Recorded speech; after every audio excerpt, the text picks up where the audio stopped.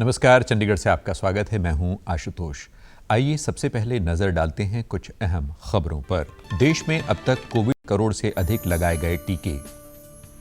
चंडीगढ़ में पंजाब यूनिवर्सिटी के international hostel में सेना द्वारा तैयार कोविड अस्पताल हुआ शुरू।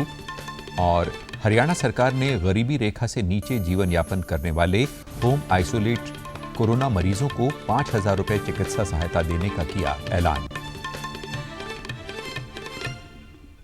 अब समाचार विस्तार से। देश में अब तक 17 करोड़ से अधिक कोविड से बचाव के टीके लगाए जा चुके हैं। केंद्रीय स्वास्थ्य मंत्रालय ने बताया है कि कल 6,71,000 से अधिक लोगों का कोविड टीकाकरण किया गया। चंडीगढ़ में भी वैक्सीन लगाने का कार्य तेजी से जारी है। कल शहर में 3,876 वैक्सीन की डोज लगाई गई। टीका लगवाने वालों ने डीडी न्यूज चंडीगढ़ से बातचीत के दौरान वैक्सीन को कोरोना से बचाव के लिए जरूरी बताया है। मैं 22 सेक्टर में हॉस्पिटल में आया हूँ टीका लगवाने के लिए। इससे कोई दिक्कत नहीं है, आप लोग भी आइए टीका लगवाने के लिए, डरने की कोई बात नहीं है। चंडीगढ़ में कल तक 2,44,767 वैक्सीन डोज लगाई जा चुकी है।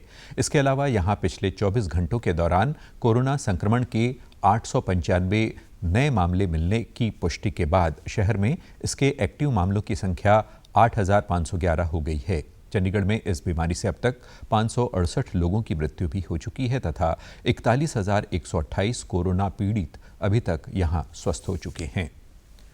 पंजाब यूनिवर्सिटी चंडीगढ़ के इंटरनेशनल हॉस्टल में 100 बिस्तरों वाला कोविड अस्पताल आज से शुरू हो गया है। चंडीगढ़ के प्रशासक वीपी सिंह बदनौर ने चंडी मंदिर स्थित सेना के वेस्टर्न कमांड द्वारा तैयार इस अस्पताल का उद्घाटन किया।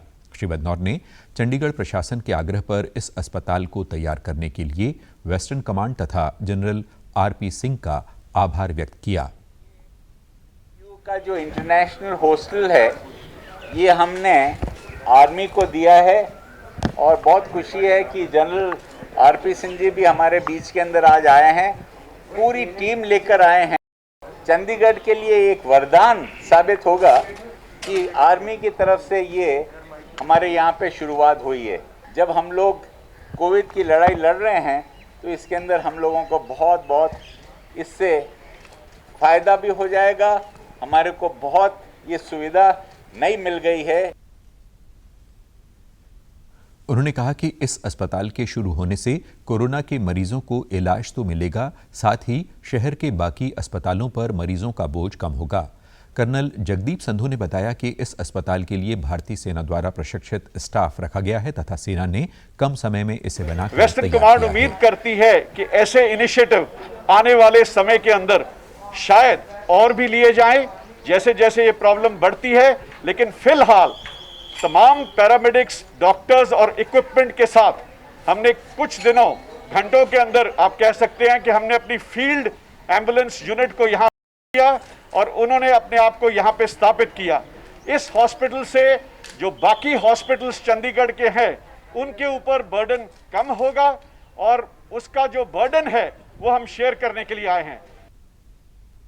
सेना द्वारा ऑपरेशन नमस्ते के तहत चंडीगढ़ के अलावा कई और स्थानों पर कोरोना संक्रमितों के इलाज के लिए ऐसे कई अस्पताल तैयार किए जा रहे हैं।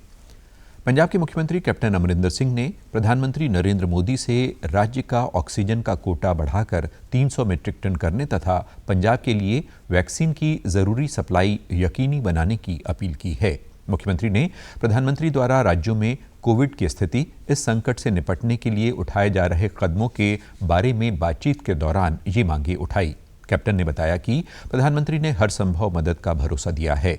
वैक्सीन के बारे में मुख्यमंत्री ने प्रधानमंत्री को बताया कि राज्य में 18 से 45 साल की वर्ग के लोगों का टीकाकरण आज से सरकारी अस्पतालों में शुरू हुआ तथा 45 वर्ष से अधिक आयु वर्ग के लोगों के लिए पंजाब में वैक्सीन की कमी है। मुख्यमंत्री ने बताया कि कोविड के गंभीर मरीजों के मामले बढ़ने के कारण राज्य में ऑक्सीजन की मांग बढ़ गई है तथा 300 मीट्रिक टन अधिक ऑक्सीजन की जरूरत है। उन्होंने बताया कि पंजाब में दिल्ली, एनसीआर सहित अन्य राज्यों से आए मरीजों का इलाज भी हो रहा है। हरियाणा सरकार ने राज्य में गरीबी रेखा से नीचे जीवन यापन करने वाले होम आइसोलेशन में रह रहे कोविड मरीजों को 5,000 रुपए की राशि चिकित्सा सहायता के रूप में देने का फैसला किया है। राज्य के गृह व स्वास्थ्य मंत्री अनिल विज ने ये जानकारी देते हुए बताया कि चिकित्सा सहायता राशि सीधे मरीजों के बैंक खातों में भेजी जाएगी। इसके लिए लाभार्थी का परिवार पहचान पत्र होना अनिवार्य होगा। उन्होंने कहा कि कोविड संबंधी सहायता के लिए हेल्पलाइन 8558893911 जारी किया गया है। इसके अलावा गुरुग्राम तथा फरीदाबाद को छोड़कर कोविड की जानकारी प्राप्त करने के लिए 1075 हेल्पलाइन नंबर भी जारी किया गया है।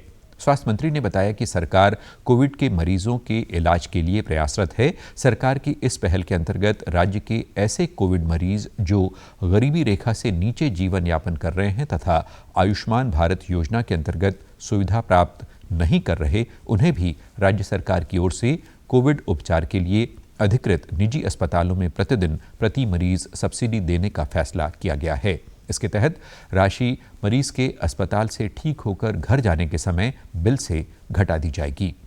अनिल विज ने बताया कि कोविड के इलाज के लिए सरकार द्वारा अधिकृत निजी अस्पतालों में हर दिन प्रति मरीज 1,000 रुपये अधिकतम 7,000 रुपये की प्रोत्साहन राशि तय की है तथा ये राशि मरीजों के डिस्चार्ज होने के बाद अस्पतालों के बैंक खातों में भेजी जाएगी। पंजाब हरियाणा सहित अन्य राज्यों में गेहूं की खरीद का कार्य चल रहा है। गेहूं की खरीद के इस बार के प्रबंध से किसान खुश हैं क्योंकि उनकी फसल की राशि बैंक खातों में सीधे पहुंच रही है। गांव सकोवाल के किसान हरजीत सिंह ने कीरी अफगाना मंडी में अपनी फसल बेची है तथा उनकी फसल का पैसा सीधे बैंक खाते में पहुंच गया है। जो कि कणक की फसल वढाई करवा के मंडी कीड़ी अफगाना दे विच सुट्टी सी ते मेरी कणक तुल के ते मैनूं 48 घंटे दे विच पेमेंट मिल चुकी है, अदायगी हो गई है ते मैं एफसीए दा बहुत बहुत धन्नवादी हाँ जिन्होंने टाइम सिर पेमेंट की है। पंजाब ने गेहूं की खरीद के कल दिन लगभग 75,000 टन गेहूं की खरीद यहां हुई, जिसमें से केंद्र सरकार की एजेंसी एफसीआई ने 8,687 टन गेहूं खरीदी। कल तक राज्य में लगभग 1,29 लाख टन से अधिक गेहूं की खरीद की जा चुकी है। उधर हरियाणा में 1 अप्रैल से कल तक राज्य की 396 मंडियों तथा खरीद केंद्रों में 80,76,000 टन गेहूं की खरीद की गई। एक सरकारी प्रवक्ता ने बताया कि कल तक गेहूं की खरीद के लिए लगभग 12,977 करोड़ रुपए की अदायगी किसानों के बैंक खातों में सीधे की गई है। सरकार द्वारा कोरोना के मद्देनजर लगाए गए पूर्ण लॉकडाउन के दौरान मंडियों में गेहूं की खरीद का कार्य रोका गया है। किसानों से आग्रह किया गया है कि वे महामारी के कारण घर पर ही रहें तथा बिना किसी जरूरी कार्य के बाहर न निकलें। और अब खबरें फटाफट। हरियाणा सरकार ने राज्य में लॉकडाउन बढ़ाया।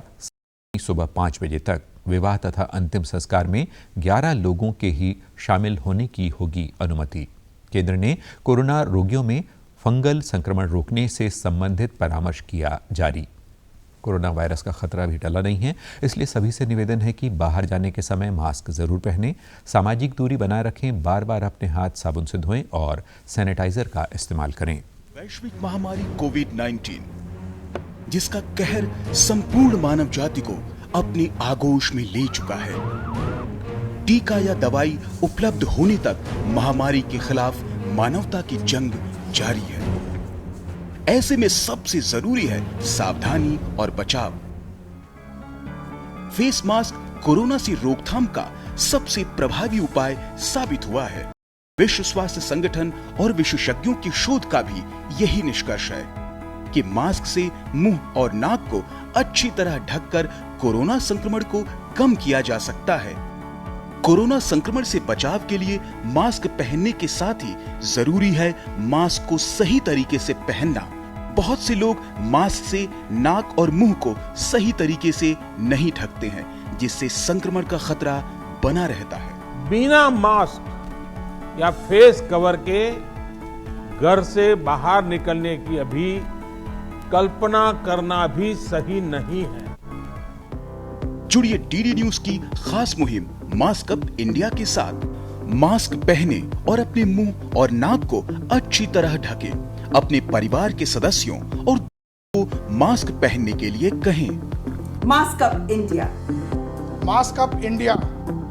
डीडी न्यूज के माध्यम से सबको बताना है, कोरोना को हराना है, मास्क जरूर लगाना है। Mask up India, mask up India. Mask up India.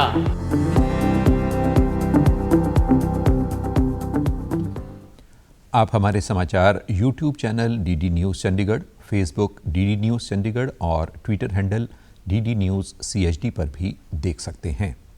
इसी के साथ चंडीगढ़ से समाचारों का सिलसिला समाप्त हो रहा है। अब मैं स्टूडियो से बाहर जा रहा हूं तो अपना मास्क पहन रहा हूं। आप भी घर से बाहर जाएं तो मास्क ज़रूर पहनें। नमस्कार।